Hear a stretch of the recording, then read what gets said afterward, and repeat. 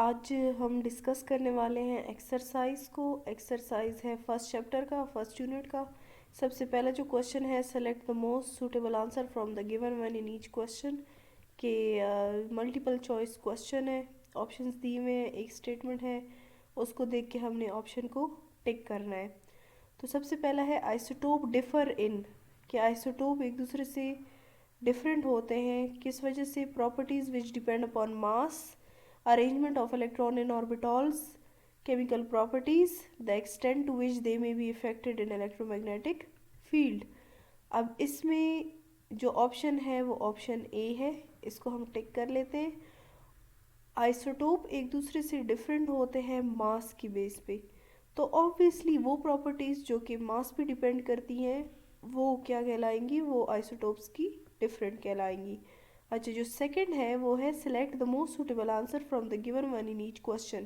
कहते हैं नीचे सेंटेंस दिए हुए उनमें से जो सबसे सही है, जो सूटेबल है, तो आप उसको टिक करें। आइसोटोप सबसे पहला ए है, isotope with even atomic masses are comparatively abundant. Isotope with odd atomic masses are comparatively abundant. Isotope with even atomic masses and even atomic number are comparatively abundant। D वाला option है isotope with even atomic masses and odd atomic number are comparatively abundant. अब ये हमने isotope के बारे में पढ़ा था कि इवन एटॉमिक मास और नंबर वाले जो होते हैं वो अबंडेंट होते हैं, तो यहाँ पे जो ऑप्शन सी है ये कंप्लीट है, सूटेबल है। तो यहाँ पे ऑप्शन सी को टिक कर लेते हैं। नंबर थर्ड जो है उसमें है many element have fractional atomic masses, this is because, कहते हैं बहुत से एलिमेंट हैं उनके फ्रैक्शनल एटॉमिक मासेस है, ये इस वजह से है। ए है the mass of atom is itself fractional. B है atomic masses are average masses of isobar. C है atomic masses are average masses of isotopes. और यहाँ पे डी है atomic masses are average masses of isotope proportional to their relative abundance. अब ये वाला statement जो है ये फ्रैक्शनल एटॉमिक मासेस के लिए कंप्लीट स्टेटमेंट है, तो यहाँ पे जो ऑप्शन है डी वाला ऑप्शन करेक्ट है। नेक्स्ट जो हमारा मल्टीपल चॉइस क्वेश्चन है वो है the mass of one mole of electron is, option one है 1.008 मिलीग्राम, 0.55 मिलीग्राम, 0.184 मिलीग्राम, 1.673 मिलीग्राम। ये सॉल्व करने वाला क्वेश्चन है। इसकी एक्सप्लेनेशन नीचे मैंने दी हुई है। इन सारे तमाम जो यहाँ पे मल्टीपल चॉइस क्वेश्चन है वो नीचे मैंने एक्सप्लेन करके एक टेबल बनाया हुआ है, लेकिन यहाँ पे भी मैं इसको एक्सप्लेन कर देती हूँ कि यहाँ पे वन मोल, जब हम कोई इलेक्ट्रॉन का जब मास लेते हैं तो वो 9.1 इंटू 10⁻31 kg के बराबर है। अब उस kg को हम मिलीग्राम में कन्वर्ट कर लेंगे सबसे पहले, और उसको एवोगैड्रो नंबर के साथ मल्टीप्लाई कर लेंगे, तो उससे हमारे पास जो आंसर आएगा वो 0.55 मिलीग्राम होगा। अब यहाँ पे 5 है 27 gram of aluminium will react completely with how much mass of oxygen to produce aluminium oxide. यहाँ पे आप देख सकते हैं जो फोर्थ वाला था, हमने मास लिया एक इलेक्ट्रॉन का 9.1 इंटू 10⁻31, उस मास को हमने केजी से मिलीग्राम में कन्वर्ट कर दिया। किलोग्राम 10⁻6 के बराबर होता है। अब इन दोनों को ट्रीट करके -25 आ गया, -31 से 6 जब माइनस हो गया तो -25 आ गया, और इस वैल्यू को हम किसके साथ, एवोगैड्रो नंबर के साथ मल्टीप्लाई कर लेंगे, 0.55 मिलीग्राम, इससे आंसर आ जाएगा।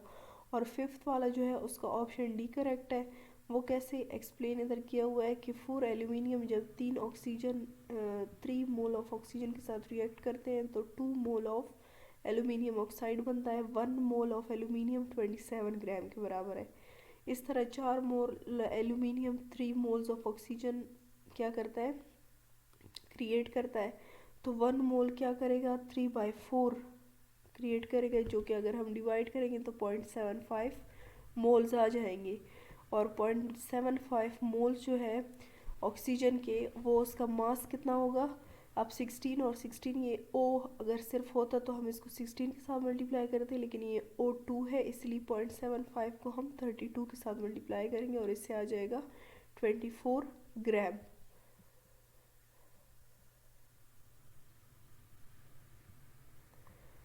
यहाँ पे आप देख सकते हैं कि 24 gram of oxygen, option D given है। तो the number of moles of carbon dioxide which contain 8 gram of oxygen, तो इसमें से कौन सा ऑप्शन होगा? इज 0.25, 0.50, 1.0, 1.50। Let's see. ये क्वेश्चन नंबर 6 का ऑप्शन ए करेक्ट है। कैसे? यहाँ पे एक्सप्लेन किया हुआ है कि अगर molecular mass oxygen carbon dioxide का निकाला जाए तो क्या होगा? 44 ग्राम्स आ जाएगा। कार्बन 12, ऑक्सीजन 16, और 16 को 2 के साथ मल्टीप्लाई कर लिया जाए और दोनों को प्लस किया जाए तो 44 ग्राम्स आ जाते हैं। इस तरह 32 ग्राम ऑफ ऑक्सीजन 1 मोल के बराबर है कार्बन डाइऑक्साइड के। तो 1 ग्राम ऑक्सीजन, ये 32 ग्राम इतने के बराबर है, तो 1 ग्राम कितने? 1/32 के बराबर हो जाएगा। और 8 ग्राम कितने? 1/32 इंटू 8, तो उससे आ जाएगा 0.25 मोल ऑफ कार्बन डाइऑक्साइड।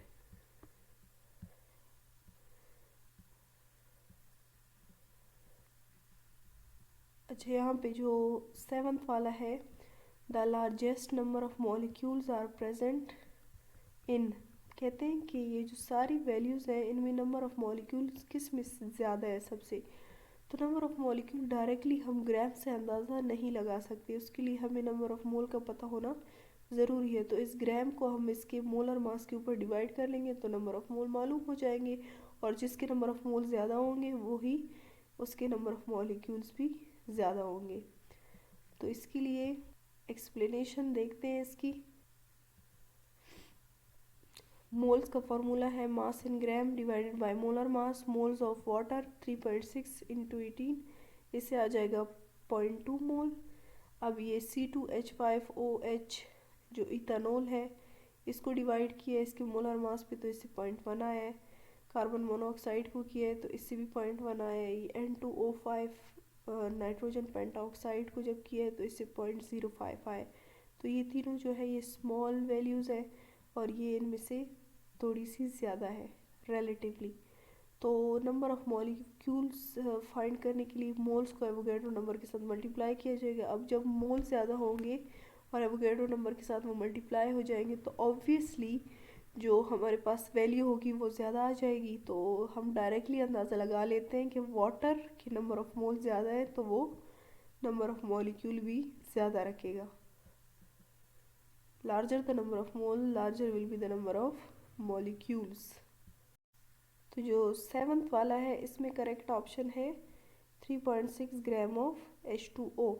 अब जो 8 वाला है 1 मोल ऑफ SO2 कंटेन, यहाँ पे कह रहे हैं कि सल्फर डाइऑक्साइड जो है उसमें कितने होंगे? 6.02 इंटू 10⁻23 एटम ऑफ ऑक्सीजन, या फिर 18.1 इंटू 10⁻23 मॉलिक्यूल्स ऑफ SO2, या फिर 6.02 इंटू 10⁻23 एटम ऑफ सल्फर, या फिर 4 ग्राम ऑफ SO2।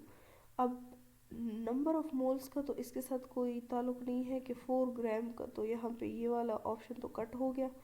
अब 18.1 इंटू 10⁻23 ये भी बिल्कुल डिफरेंट वैल्यू है मॉलिक्यूल्स की, तो ये भी यहाँ से स्किप कर देते हैं। इन दोनों में रिलेटिवली देखते हैं कि कौन सा वाला होगा।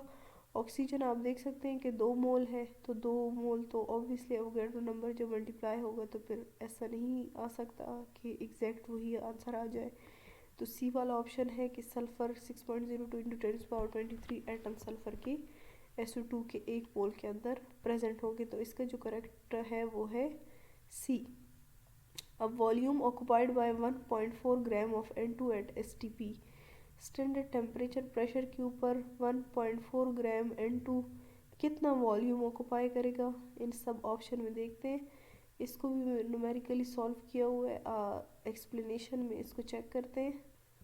यहाँ पे है सी वाला ऑप्शन करेक्ट है। 1 मोल ऑफ N2 28 ग्राम, एक 14 है तो 2 28 ग्राम हो जाएंगे। 28 ग्राम कितना वॉल्यूम ऑक्युपाई करेगा? 22.414 जो कि स्टैंडर्ड है। अब ये तो 22 ग्राम ऑक्युपाई कर रहे हैं, 1 ग्राम कितना ऑक्युपाई करेगा?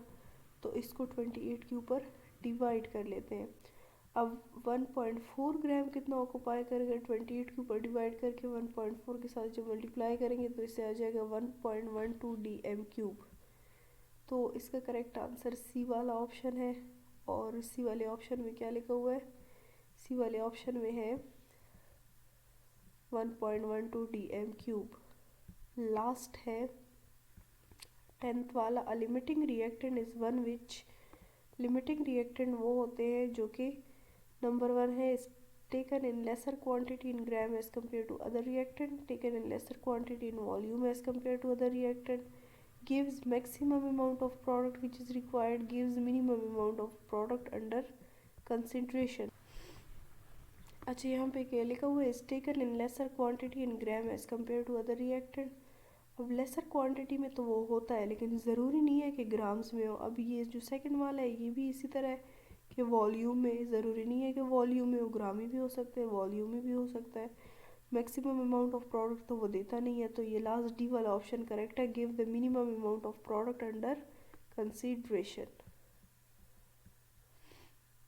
नीचे आते हैं, मज़ीद फिल इन द ब्लैंक्स है, इसको फिलअप करते हैं. Fill in the blanks, the unit of relative atomic mass is AMU. यहाँ पे आएगा AMU जो कि यूनिट है रिलेटिव एटॉमिक मास का. The exact masses of isotope can be determined by dash spectrograph, mass spectrograph. कौन सा? Mass spectrograph.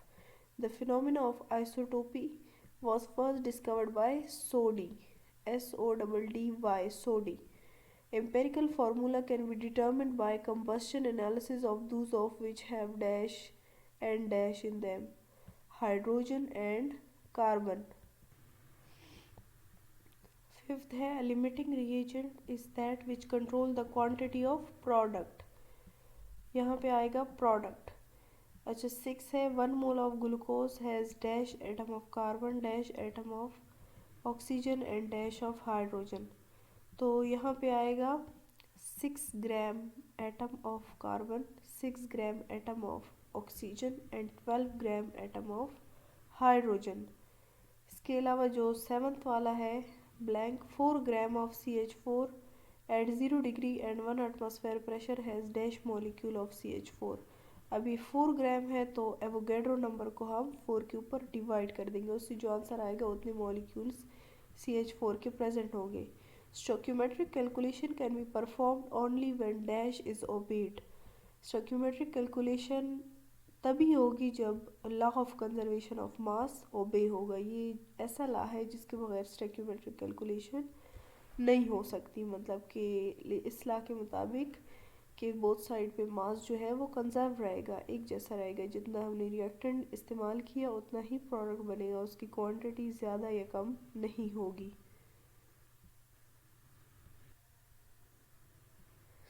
क्वेश्चन नंबर 3 है, इंडिकेट ट्रू और फॉल्स एज केस में बी.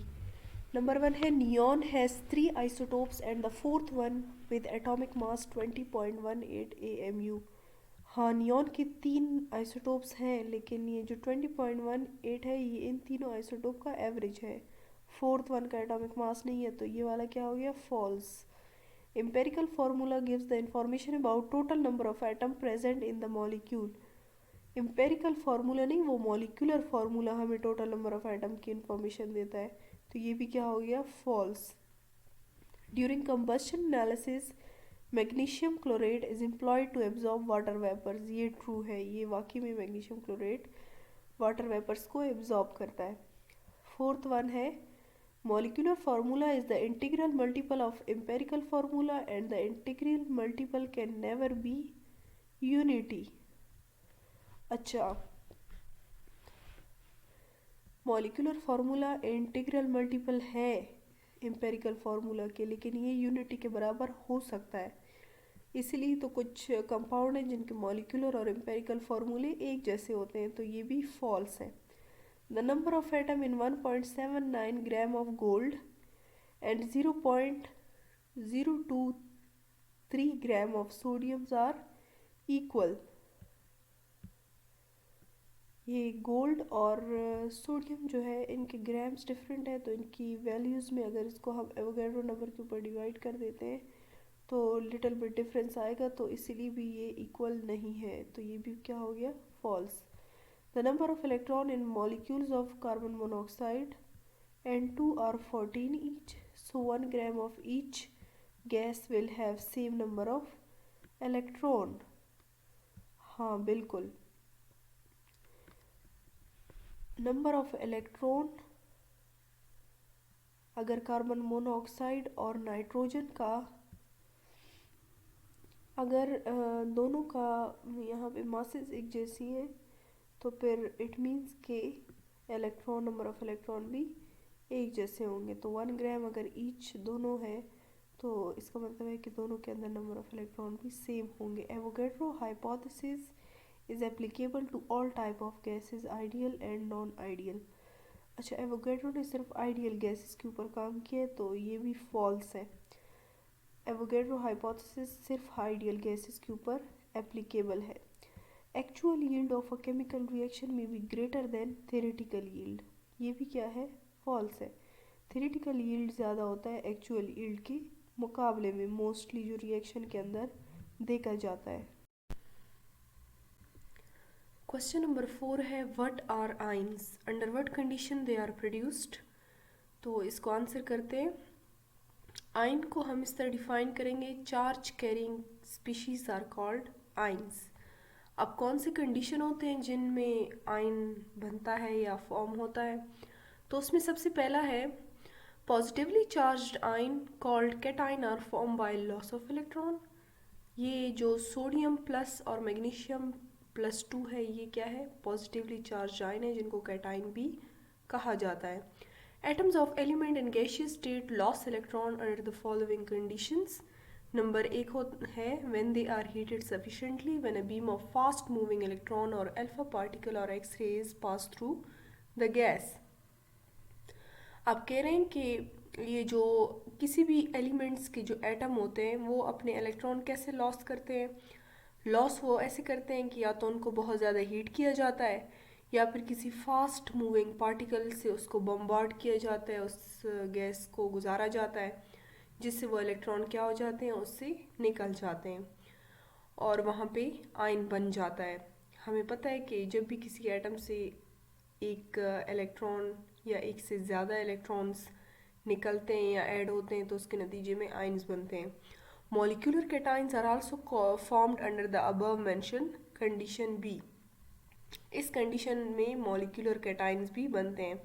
अभी तो पॉजिटिवली चार्ज आयन की बात हुई। नेगेटिवली चार्ज आयन जिनको एनाइन कहा जाता है are form by gain of electron, इलेक्ट्रॉनों को हासिल करके ये वाले आयन्स बनाए जाते हैं। Atoms of highly electronegative elements gain electron when they are placed in medium having source of electrons. अब ये क्या कह रहे हैं कि इस तरह के जो हाईली इलेक्ट्रोनेगेटिव एलिमेंट्स हैं वो दूसरे जो एलिमेंट्स हैं या दूसरे जो एटम्स हैं उनसे इलेक्ट्रॉन को पिक कर लेते हैं, क्योंकि उनके पास इलेक्ट्रॉन पिक करने की सलाहियत, उनकी जो इलेक्ट्रोनेगेटिविटी की वैल्यू है वो ज़्यादा है। इस तरह molecular anion are very rare. ये मॉलिक्यूलर कैटाइन जो होते हैं ये ज़्यादातर बनते हैं लेकिन मॉलिक्यूलर एनाइन ये कम पाए जाते हैं। तो ये था क्वेश्चन नंबर 4 जिसको हमने यहाँ पे आंसर किया। अब ये क्वेश्चन नंबर 5 है, इसको देखते हैं। है कि what are isotopes, how do you deduce the fractional atomic masses of element from relative isotopic abundance. कहते हैं कि आइसोटोप होते क्या हैं, आप किस तरह फ्रैक्शनल एटॉमिक मासेस को रिलेटिव आइसोटोपिक अबंडेंस से हासिल कर सकते हैं। Give 2 examples of to support your answer. और इस चीज़ के लिए जो भी आंसर हम देंगे उसको हम 2 एग्जाम्पल से एक्सप्लेन करेंगे। तो नेक्स्ट जो बी वाला क्वेश्चन है वो ये है। क्वेश्चन नंबर 5 की 3 पार्ट्स हैं। पहले तो हमने समझ लिया how does a mass spectrograph show relative abundance of isotope of element. हमने मास स्पेक्ट्रोग्राफ में एक साइड पे रिलेटिव अबंडेंस का वो ग्राफ में देखा। तो कहते हैं कि किस तरह एक मास स्पेक्ट्रोग्राफ रिलेटिव अबंडेंस किसी भी आइसोटोप का शो करता है। तो ये क्वेश्चन है। जो सी वाला पार्ट है, what is the justification of 2 strong peaks in mass spectrum for bromine. कहते हैं ब्रोमीन के लिए 2 स्ट्रॉन्ग पीक्स क्यों है, while for iodine only 1 peak at 127 AMU is indicated। और आयोडीन के लिए 127 AMU पे 1 पीक क्यों है, मतलब ब्रोमीन के लिए 2 और आयोडीन के लिए 1। तो इसको हमने यहाँ पे नीचे आंसर में जस्टिफाई करना है इन सवालों को। सबसे पहले ये जो पार्ट ए है इसको आंसर करते हैं। Isotopes Atom of same element which have different atomic masses but same atomic number, such atoms of elements are called isotope. तो what are isotope, इसको हमने यहाँ पे डिफाइन कर लिया कि वो जिनके masses different होते हैं लेकिन atomic number same होता है, ऐसे elements के अंदर जो एटम्स पाए जाते हैं वो क्या कहलाते हैं, वो एक दूसरे के आइसोटोप्स कहलाते हैं। अब जो फ्रैक्शनल एटॉमिक मास है, fractional atomic mass is the average of atomic masses of all isotopes and there relative abundance. ये जो फ्रैक्शनल एटॉमिक मास है ये एवरेज होता है जितने भी आइसोटोप होते हैं और उसके रिलेटिव अबंडेंस का। नीचे दो एग्जांपल्स दी हुई हैं। Fractional atomic mass of neon 20, 21, 22 है, इनकी रिलेटिव अबंडेंस के साथ इसको मल्टीप्लाई किए और 100 पे डिवाइड किए तो 20.18 ग्राम पर मोल इसका क्या आ गया, फ्रैक्शनल एटॉमिक मास, किस चीज़ का, नियॉन का। अब average atomic mass of silver, अगर सिल्वर का हम एवरेज एटॉमिक मास निकालें तो सिल्वर 106.90509 51.84 प्लस 108.9476 इंटू 48.14, इन दोनों को जब मल्टीप्लाई किया जाता है आपस में और फिर प्लस करके 100 पे डिवाइड किया जाता है तो 107.86 ग्राम पर मोल आ जाता है। तो ये रहा कि किस तरह फ्रैक्शनल एटॉमिक मास से रिलेटिव अबंडेंस मालूम किया जाता है और दो एग्जाम्पल से हमने इसको जस्टिफाई कर दिया। relative abundance मालूम, the relative abundance of isotope is equal to the current strength produced। अच्छा, कह रहे हैं कि relative abundance किसी आइसोटोप का करंट स्ट्रेंथ जो मास स्पेक्ट्रोग्राफ में प्रोड्यूस हो रही होती है उसके बराबर होती है when cation of respective isotope fall in ion collector, जब आयन कलेक्टर में कोई भी आइसोटोप हम डालते हैं। Finally the graph is plotted between mass number and relative abundance. तो इस चीज़ को एक्सप्लेन करने के लिए मास स्पेक्ट्रोग्राफ में जो ग्राफ बनाया जाता है उसमें मास नंबर को रिलेटिव अबंडेंस के साथ प्लॉट किया जाता है। तो यहाँ पे हमें ऊपर क्वेश्चन में पूछा गया कि रिलेटिव अबंडेंस जो मास स्पेक्ट्रोग्राफ में होता है उसका क्या रीज़न है या वो क्यों डाला गया है वहाँ। तो जो हाइट होती है पीक की ग्राफ के अंदर against specific mass number shows the relative abundance, तो वो हाइट जो होती है वो रिलेटिव अबंडेंस किसी भी आइसोटोप को जो हमने एज अ सैम्पल के तौर पर यूज़ किया है उसके रिलेटिव अबंडेंस को शो करती है कि वो कितने अमाउंट में नेचर में पाया जाता है। अब इस तरह सी वाला जो था कि ब्रोमीन के 2 पीक और आयोडीन का 1 पीक क्यों है, तो उसको एक्सप्लेन करते हैं। Bromine has 2 stronger peak in mass spectrograph because it has 2 isotopes. Bromine के 2 पीक इसलिए हैं क्योंकि उसके 2 आइसोटोप एग्जिस्ट करते हैं। Whereas iodine has only 1 peak at 127 AMU, और आयोडीन का एक ही पीक है because it has only 1 isotope with 100% relative abundance. और आयोडीन का एक पीक इसलिए है क्योंकि ये पीक जो है ये नंबर ऑफ आइसोटोप को शो करते हैं, जितने पीक होंगे उतने ही उसी एलिमेंट के आइसोटोप एग्जिस्ट करेंगे। और आयोडीन का एक ही आइसोटोप एग्जिस्ट करता है 100% अबंडेंस के साथ, इसलिए वो एक पीक शो करता है और ब्रोमीन 2। यहाँ पे क्वेश्चन नंबर 6 है, silver has atomic number 47 and has 16 known isotopes but 2 occur naturally, जैसे silver 107 and silver 109। Give the following mass spectric data, calculate the average atomic mass of silver. ये हम पीछे चैप्टर में examples में देख चुके हैं कि किस तरह एवरेज एटॉमिक मास निकाला जाता है कि दोनों के मासेस को उनके रिलेटिव जो परसेंट अबंडेंस है उसके साथ मल्टीप्लाई करके दोनों को प्लस करके 100 के ऊपर डिवाइड किया जाता है। ये फॉर्मूला गिवन है। तो हमने भी क्या किया, मास को लिया पहले आइसोटोप का, उसके अबंडेंस के साथ उसको हमने मल्टीप्लाई किया, फिर दूसरे का मास लिया उसके अबंडेंस के साथ मल्टीप्लाई किया और दोनों को फिर हमने क्या किया, प्लस किया और 100 के ऊपर डिवाइड किया। तो इससे आंसर आया सिंपल 107.86 ग्राम पर मोल, और ये हो गया सिल्वर का एवरेज एटॉमिक मास जो उसके 2 आइसोटोप से हमने मालूम किया। अब इस तरह क्वेश्चन नंबर 7 है, boron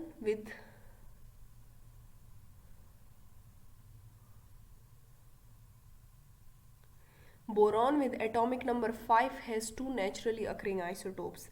Calculate the percent abundance of B10, B11 from the following information।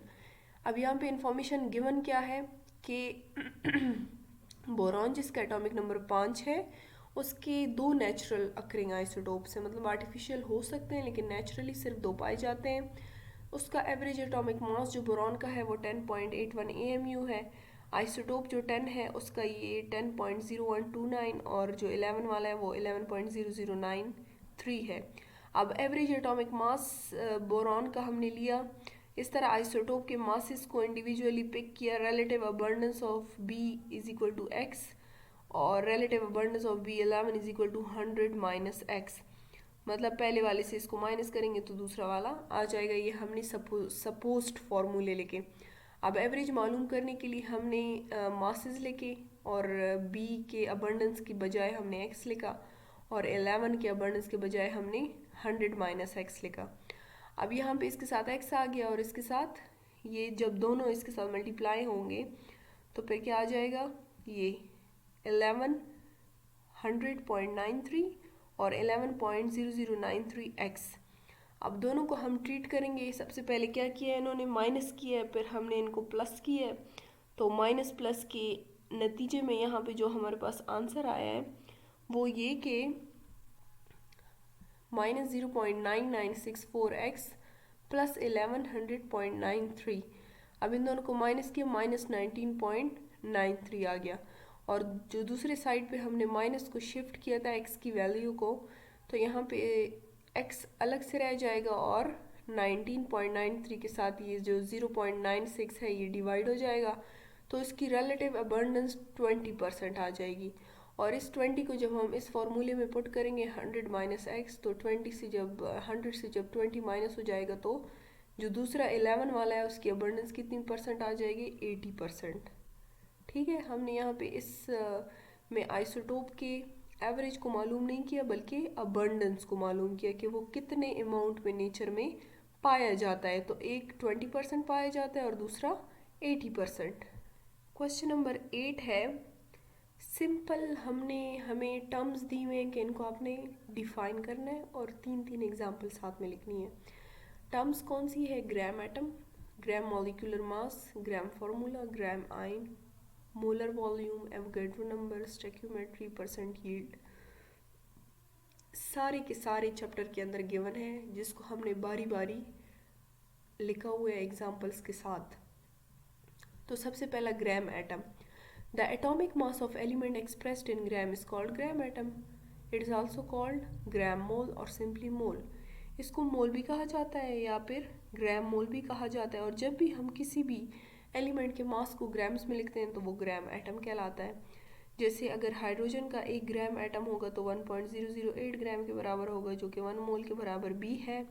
1 gram atom of carbon 12 ग्राम के बराबर है। 1 ग्राम एटम ऑफ ऑक्सीजन 16 ग्राम्स के बराबर है। अब ग्राम मॉलिक्यूलर मास क्या होता है, ग्राम मॉलिक्यूलर मास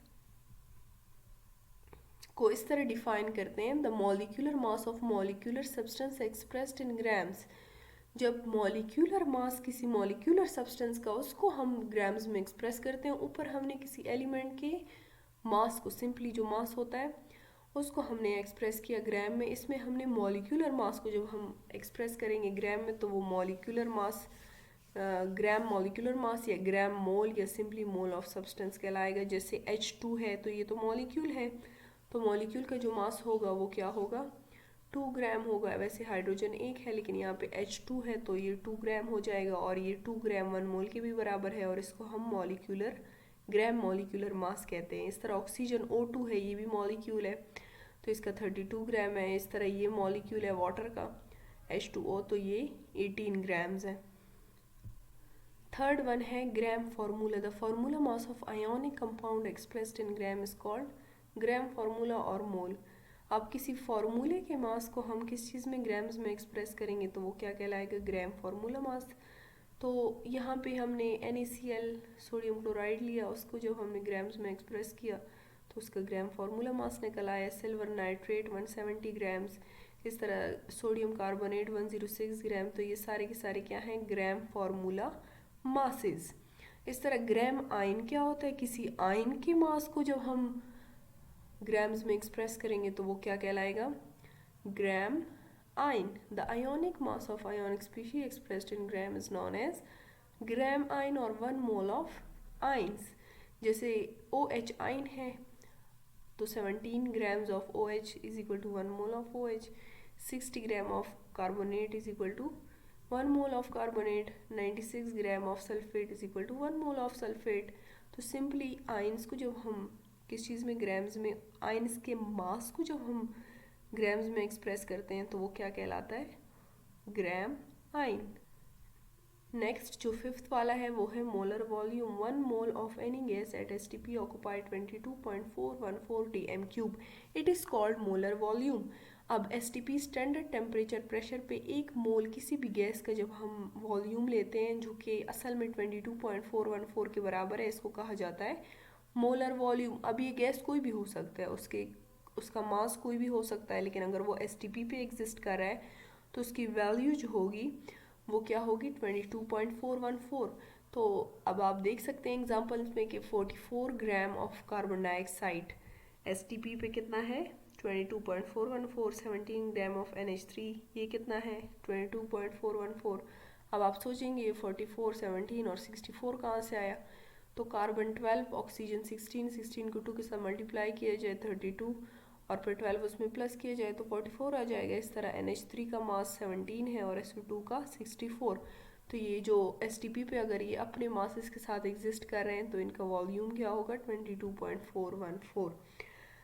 सिक्स्थ वाला जो है वो है एवोगैड्रोज नंबर। एवोगैड्रो नंबर क्या होते हैं, इसको ऐसे डिफाइन किया जाता है, the number of atoms, ions, molecules in 1 mole of substance. किसी एक मोल के अंदर जो एटम, आइन या मॉलिक्यूल्स होते हैं वो क्या कहलाते हैं, वो उसके एवोगैड्रो नंबर कहलाते हैं। और इस एवोगैड्रो ने इस नंबर को स्पेसिफाई किया हुआ है और वो नंबर क्या है, 6.022 इंटू 10⁻23 और इसको एक्सप्रेस किया जाता है Na।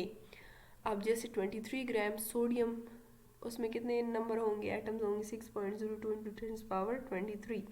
इस तरह 44 gram of carbon dioxide contain 6.02 into 10⁻23 molecules. 17 gram OH contain 6.02 into 10⁻23 ions. अच्छा, यहाँ नीचे है स्टोकियोमेट्री। तो यहाँ पे है the study of quantitative relationship between reactant and product in a balance chemical equation is called stoichiometry. Quantitatively अगर हम रिएक्टेंट और प्रोडक्ट के रिलेशन को किसी बैलेंस इक्वेशन के अंदर स्टडी करते हैं तो उसको कहा जाता है स्टोकियोमेट्री।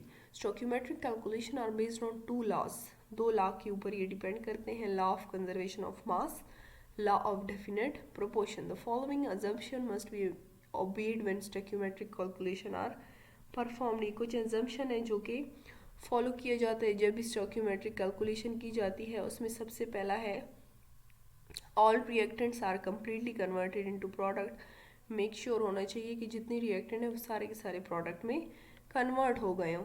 नो साइड रिएक्शन, अगर कोई साइड रिएक्शन ना हुआ। 2 laws of chemical combination must obeyed, ये जो 2 लॉज हैं ये भी ओबे हो गए हों। अब जो 8th वाला है पार्ट वो है percent yield.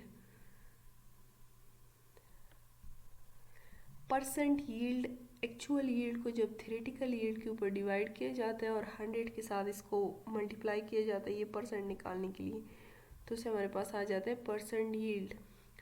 Factor responsible for low yield. अच्छा, ये यील्ड के लिए कौन से फैक्टर्स होते हैं ऐसे जो रिस्पॉन्सिबल होते हैं जिसकी वजह से यील्ड कम हो जाता है, तो side reaction produce by product, sometime the reaction is reversible, mechanical loss of product during filtration, distillation, washing, drying, crystallisation, etcetera etcetera.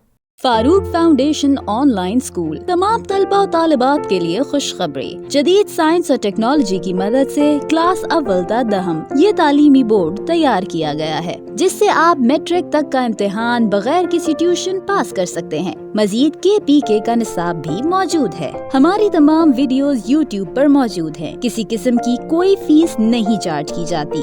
आप हमारे जूम प्रोग्राम में भी दाखिला ले सकते हैं। Farooq foundation online school.